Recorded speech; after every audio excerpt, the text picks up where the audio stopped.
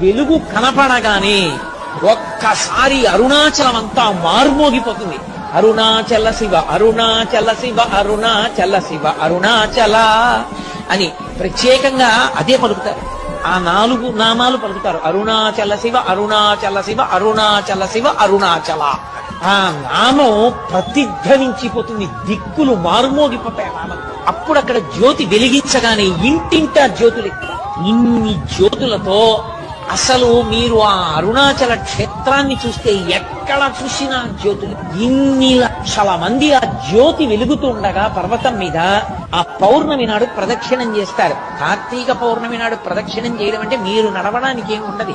మీరు అంగుళం ఖాళీ వస్తే కాలు కదుపుతూ వెడుతూ ఉండడమే అంతే. అలా తిరుగుతారు. అసలు అది జనం ఇలా ఇలా నడుస్తూ ఆ గిరి చుట్టూ తిరిగే స్థితిని చూడడం చాలు, అంత అద్భుతంగా ఉంటుంది.